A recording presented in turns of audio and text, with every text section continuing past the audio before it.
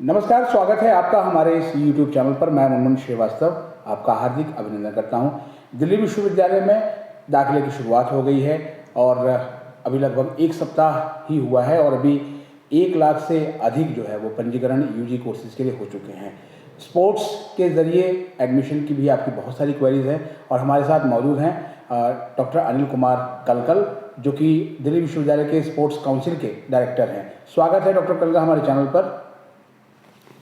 धन्यवाद मुनमुन। सर, जो है वो क्या नियम है स्पोर्ट्स कोटा के जरिए एडमिशन के लिए? बहुत सारे पेरेंट्स जाना चाहते हैं बच्चों से ज़्यादा। मुनमुन, जो भी बच्चा खेल कोटे में अप्लाई करना चाहता है उसको सबसे पहले CUT में अपीयर होना पड़ेगा और अपीयर होने के बाद जो हमारी DU की एडमिशन जो पोर्टल है उसको लॉगिन करके उसके ऊपर जब वो फॉर्म फिल करेंगे तो उसमें स्पोर्ट्स कोटा का जो है टैब आता है। उस टैब में सारी इन्फॉर्मेशन दी हुई है और उन जो उसमें जब आगे जाएंगे तो उसमें आपको 3 सर्टिफिकेट जो हैं वो आप मैक्सिमम अपलोड कर सकते हैं। जो सर्टिफिकेट है वो आपके पिछले 3 साल का होना चाहिए। 1 मई 2021 से लेके 30 अप्रैल 2024 तक। हमारे जो हैं 28 गेम हैं। 28 में 2 जो हैं एक्सक्लूसिव जो हैं वो विमेन के हैं, short ball women, net ball women, बाकी एक बेसबॉल मैन है। बाकी जितनी स्पोर्ट हैं वो सब बॉय मैन और विमेन दोनों के लिए है। जो प्रोसेस जो है CUT के एग्ज़ाम देने के बाद आप इसको जब फिल करेंगे तो जो आपके CUT के मार्क्स हैं वो जो 25% जो हैं वो हम कॉमन स्पोर्ट्स मेरिट जो ड्रॉ करते हैं उसमें 25% उसमें लेते हैं। जो आपका स्पोर्ट्स का सर्टिफिकेट है उसमें आपके 25% हम लेते हैं जो 200 मार्क्स का है। और फिर ट्रायल जो है वो 50% लेते हैं जो कि आपकी 400 की होती है। तो टोटल जो होगा वो 100%, 50% स्पोर्ट्स ट्रायल, 25% सर्टिफिकेट, 25% आपका CUT स्कोर और तीनों को मिला के हम कॉमन स्पोर्ट्स मेरिट ड्रॉ करते हैं। और उसमें जो भी आपने प्रेफरेंस कॉलेजेस का दिया होता है एज़ पर योर कोर्स, वो हम एज़ प्रेफरेंस जो है उस गेम में हम मेरिट ड्रॉ करके और उस बच्चे को वो कॉलेज एलोकेट कर देते हैं। तो सर, जैसे स्पोर्ट्स कोटा के जरिए एडमिशन की मेरिट अलग होती है और वो जो जनरल मेरिट आएगी वो अलग होगी? जो भी जो कैंडिडेट DU में अप्लाई करेगा उसके सबसे पहले जो उसके एडमिशन की जो भी प्रतिक्रिया बनेगी वो जनरल एडमिशन की बनेगी और क्योंकि वही लिस्ट सबसे पहले निकलती है। और उसके बाद जो है अगर उसको अपने मन मुताबिक अगर कॉलेज मिल गया तो ठीक है, अदरवाइज़ वो स्पोर्ट्स कोटा उसके लिए हमेशा ओपन रहता है। स्पोर्ट्स कोटा की जो एडमिशन वो नॉर्मली 3rd लिस्ट के साथ आते हैं। तो अगर आप उसमें चिंता ना करें, अगर आपको जनरल कोटे में आपके मन मुताबिक अगर कॉलेज नहीं ऑफ़र हुआ है तो जो 3rd लिस्ट स्पोर्ट्स कोटा की आएगी उसमें आप जो है जो आपके जो ट्रायल के मार्क्स हैं, सर्टिफिकेट के मार्क्स के बेसिस पे आपको वो कॉलेज जो मिल सकता है। एक पेरेंट्स का सवाल सर जो है वो झारखंड से है। उनका ये कहना है कि मान लिया कि मेरे बच्चे का नंबर जो है वो जनरल कैटेगरी में आ जाता है किसी कॉलेज में और बाद में जो है स्पोर्ट्स कोटा में भी, तो फिर कैसे, क्या वो उसी कॉलेज के स्पोर्ट्स में रह जाएगा या फिर दूसरा कॉलेज जो अलॉट होगा वो में लेना पड़ेगा उसको? वो अगर चाहे तो उसके लिए ऑप्शन जो ओपन रहता है, जो उसने पहले एडमिशन लिया है वो चाहे तो अपने आप को अपग्रेड कर सकता है। लेकिन इसमें ये ज़रूरी नहीं है कि आपने एडमिशन ले लिया तो आप स्पोर्ट्स कोटा नहीं अवेल कर सकते। हर कोटे का एक अलग, आपने जो अप्लाई किया वो हर जो कोटे का एक अपना जो है अलग है। आपने जनरल में एडमिशन लिया है, आप जो बाद में अपग्रेड करके स्पोर्ट्स कोटा अवेल कर सकते हैं। एक जो प्रश्न है सर वो ये ट्रायल से जुड़ा हुआ है। स्टूडेंट का कहना है कि मान लिया कि उसका सर्टिफिकेट हो लेकिन वो ट्रायल में किसी वजह से नहीं आ पाया, तो क्या उसके जो मार्क्स हैं जो सर्टिफिकेट के मिलते हैं केवल वही काउंट होंगे? नहीं, आपको तीनों प्रोसेस जो है पूरी करनी पड़ेंगी। आपको CUT में अपीयर होना पड़ेगा, आपके जो स्पोर्ट्स सर्टिफिकेट के जो मार्क्स, क्योंकि हर जो चीज़ है एक दूसरे के साथ जुड़ी हुई है। आप CUT में अपीयर हुए हैं तो CUT का जो मार्क्स आएगा वो भी आपको अपलोड करना है। उसके बाद जब आपके आप अगर मार्किंग चार्ट देखेंगे उसके अंदर जो मिनिमम मार्क्स हैं वो 20 मार्क्स हैं। अगर आपने 20 या 20 से ऊपर सिक्योर किया है तो ही आप आगे ट्रायल्स के लिए एलिजिबल होंगे। और फिर जब ट्रायल्स आप दे लेंगे, जो ट्रायल के मार्क्स आएंगे वो आपके फिर सर्टिफिकेट के मार्क्स के साथ और CUT के मार्क्स के साथ आपके ऐड होंगे। तो आपको CUT में अपीयर होना है, आपको जो है सर्टिफिकेट भी अपना जो अपलोड करना है, क्योंकि उसके बिना आप ट्रायल के लिए, स्पोर्ट्स ट्रायल के लिए एलिजिबल नहीं होंगे। और स्पोर्ट्स ट्रायल में भी आपको अपीयर होना है, क्योंकि वो बहुत बड़ा मेजर जो है आपके मार्क्स का है, क्योंकि उसमें 50% मार्क्स आपके जो है उससे ऐड होते हैं। और मैं ये भी बताना चाहूँगा कि आपकी जो 400 की जो मार्क्स होते हैं ट्रायल में, उसमें मिनिमम 200 मार्क्स आपको लेने होते हैं। अगर आप 200 मार्क्स नहीं लेते हैं तो आप फर्दर जो भी प्रोसेस है उसके लिए आप एलिजिबल नहीं होते हैं, मतलब आप बाहर हो जाएंगे। बाहर हो जाएंगे।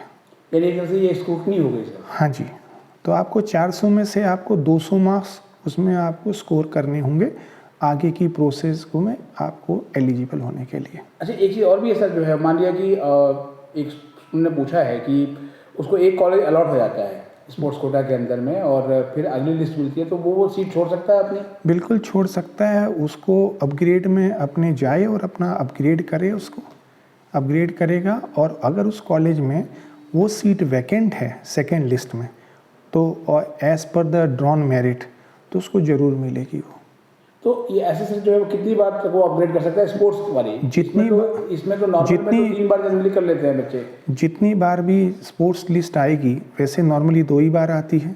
तो पहली लिस्ट में तो जो बच्चे को जो है ऑफ़र होता ही है, जो ये अपग्रेड वाला है वो सेकंड लिस्ट में ही आता है, क्योंकि मेनली सीटें जो हैं, जितने भी बच्चे हमारे एलिजिबल होते हैं वो नॉर्मली हम पहली लिस्ट में 90% बच्चों को वो कॉलेज हम अलोकेट कर देते हैं। 10% बच्चे बचते हैं, क्योंकि कई बच्चे इनमें ऐसे होते हैं जो DU में अप्लाई करते हैं, लेकिन अपने जो है उनकी इच्छा कई बार नहीं होती एडमिशन लेने की, लेकिन वो देखने के लिए कि हमारा एडमिशन यहाँ पे DU में होता है नहीं होता है, इसी बीच वो कहीं दूसरी जगह भी एडमिशन ले लेते हैं। बट हमें पहली लिस्ट में एज़ पर द जो मेरिट है उनको अलोकेशन करना होता है। फर्स्ट लिस्ट के बाद कई ऐसी सीटें होती हैं जिसमें वो बच्चा एडमिशन नहीं लेता है, चाहे वो इसलिए हो कि उसको मन मुताबिक कॉलेज ना मिला हो, या इसलिए हो कि उसने और कहीं एडमिशन ले लिया है। तो वो जो सीटें रह जाती हैं वो सेकंड लिस्ट में हम अलोकेट करते हैं, तो 99.9 जो सीट्स होती हैं वो हमारी ऑलरेडी फिल्ड हो जाती हैं। तीसरी बात ये है कि ये सुपरन्यूमरी कोटा है, तो ज़रूरी नहीं है कि इसको 100% हम भर पाएँ, क्योंकि जो बच्चे आते हैं उनके बहुत लिमिटेड कॉलेजेस की प्रेफरेंसेस होती हैं। तो 2 लिस्ट में हम नॉर्मली जो है उनको रोटेट कर देते हैं। एक सवाल सर जो है वो दिल्ली में रहने वालों का है। मान लिया कि उन्होंने पूछा कि हम नरेला रहते हैं और हमारे घर के बगल में जो है वो कोई कॉलेज है, जैसे स्वामी श्रद्धानंद है, लेकिन मान लिया कि इस लिस्ट में बहुत दूर दराज का कोई कॉलेज अलॉट हो गया, तो क्या हम अपने पास के कॉलेज में मॉर्निंग प्रैक्टिस के लिए आ सकते हैं? बिल्कुल आप आ सकते हैं। मैं ये बात बताना चाहूँगा कि आपको स्पोर्ट्स कोटा जो है, एक जो आपकी अचीवमेंट है, जो परफॉर्मेंस है, उसको हम लोग ऑनर उसमें करते हैं और आपको एक लेवल देते हैं दिल्ली यूनिवर्सिटी में एंटर करने के लिए। एक बार आपने जब एंटर कर लिया और आप आ गए हैं, उसके बाद क्योंकि हमारे जो कॉलेजेस इंटर रिलेटेड हैं, कई बार ये होता है कि एक कॉलेज में वो फैसिलिटी नहीं होती है, तो आप जो है जो पास का कॉलेज है उसमें आप जाके उनकी फैसिलिटीज़ अवेल कर सकते हो, क्योंकि अल्टीमेटली जब आप आगे खेलेंगे तो आप दिल्ली यूनिवर्सिटी को रिप्रेजेंट करेंगे। तो दिल्ली यूनिवर्सिटी एक कॉम्पोनेंट है, उसमें जो हमारी तरफ से ही मदद होती है वो हम करते हैं, और हर कॉलेज में हर गेम की जो है फैसिलिटी नहीं हो सकती है। तो जो भी कॉलेज में उस जो आप फैसिलिटी है वो हम कोशिश करते हैं कि उस कॉलेज के बच्चे तो उसको अवेल कर पाएँ, लेकिन और बच्चे भी अगर अवेल करना चाहते हैं तो हम उसको अवेलेबल कराने के लिए जो है कॉलेज से बात। कुछ सवाल सर जो है वो सर्टिफिकेट्स को लेकर है। कुछ उनका कहना है कि जब वो सर्टिफिकेट अपलोड करने जा रहे हैं तो एक सीरियल नंबर मांग रहा है, तो और हमारे पास जो सर्टिफिकेट्स हैं उसमें सीरियल नंबर नहीं है, तो ऐसे स्टूडेंट्स क्या करें सर? सर्टिफिकेट का कोई सीरियल नंबर वो नहीं मांगता है, वो मांगता है कि आपने लास्ट 3 साल में जो टाइम स्पैन है वो आपको उसमें डाल के ओके करना होता है कि 2021 से लेके 24 तक। बाकी इसके अलावा आपको कोई इसमें सीरियल नंबर आपको नहीं उसमें जो डालना पड़ता, क्योंकि आपके सर्टिफिकेट की जो इवैल्यूएशन है, वो जो इवैल्यूएशन या जो हमारे एक्सपर्ट होते हैं वो सर्टिफिकेट को इवैल्यूएट करते हैं। तो जो सीरियल नंबर का जो इशू है वो इशू जो है आपका सिर्फ वैलिडिटी का है, जो आपको उसमें ये देना होता है कि ये सर्टिफिकेट आपका जो टाइम स्पेन 3 साल का है उसके बीच का सर्टिफिकेट है। एक सवाल सर जो है बहुत कॉमन है, उसमें ये है कि मान लिया कि स्पोर्ट्स कोटा के जरिए एडमिशन हो गया पर्टिकुलर किसी स्पोर्ट में, मान लिया क्रिकेट में, तो क्रिकेट ही खेलना होगा या कुछ और भी खेल सकते हैं कॉलेज में? देखिए, कॉलेज ने एक आपको स्पोर्ट्स कोटा का बेनिफिट दिया है और आप अच्छे हैं तो आप उसको अवेल कर पाए। तो हम अंडरटेकिंग जो है वो हर बच्चे से लेते हैं, क्योंकि हमने आपको एक कोटे का जो है बेनिफिट दिया है। तो उस अंडरटेकिंग के तहत जो है आप जो एडमिशन इसलिए भी लेते हैं कि उस स्पोर्ट्स को आप आगे जो है अपने जीवन में लाना चाहते हैं या अच्छा करना चाहते हैं, तो उस स्पोर्ट्स को आगे बढ़ाने में पूरा कॉलेज भी मदद करता है, हम भी करते हैं। तो जिस भी स्पोर्ट्स में आपने एडमिशन लिया है उस स्पोर्ट्स में आपने जो अंडरटेकिंग दी होती है, तो वो स्पोर्ट्स की चाहे प्रैक्टिस हो, चाहे पार्टिसिपेशन हो, चाहे टीम जो है बाहर कहीं पे जो पार्टिसिपेट कर रही हो, उसमें आपको पार्टिसिपेट और आपको जो रिप्रेजेंट करना पड़ेगा। आज का सर एक लास्ट सवाल है कि अभी तो चूँकि 1 सप्ताह पहले ही शुरू हुआ है रजिस्ट्रेशन, तो अभी आप उन स्टूडेंट्स को क्या कहेंगे जो स्पोर्ट्स कोटा के जरिए अप्लाई कर रहे हैं? अप्लाई करें, मैं यही कहूँगा उनको कि एक तो वो सर्टिफिकेट अपलोड करें। कई बार बच्चे जो है लेटर हेड अपलोड कर देते हैं, लेटर अपलोड कर देते हैं। तो रूल्स रेगुलेशन को, गाइडलाइंस को बहुत अच्छे से पढ़ें और 3 जो उनके बेस्ट सर्टिफिकेट हैं, जो समझते हैं हाईएस्ट उनको मार्क्स अवेल करा सकते हैं, उनको वो जो है अपलोड करें। फाइल में ना करें, अलग अलग करें उनको अपलोड। और ये भी एश्योर करें कि जो सर्टिफिकेट वो अपलोड कर रहे हैं वो पूरी तरह भरा होना चाहिए, कोई कटिंग नहीं होनी चाहिए उसके अंदर जो है। और अपलोड करने के टाइम ये एश्योर करें कि वो क्लियर, जो उसकी विजिबिलिटी क्लियर आ रही है। दूसरा ये भी एश्योर करें कि वो वैलिडिटी जो है, जो आपकी 1 मई 2021 से लेके जो 30 अप्रैल 24 के बीच में होनी चाहिए। और उनके लिए एक चीज़ और है कि वो अकेले एक स्पोर्ट्स में नहीं, 3 स्पोर्ट्स में भी अप्लाई कर सकते हैं।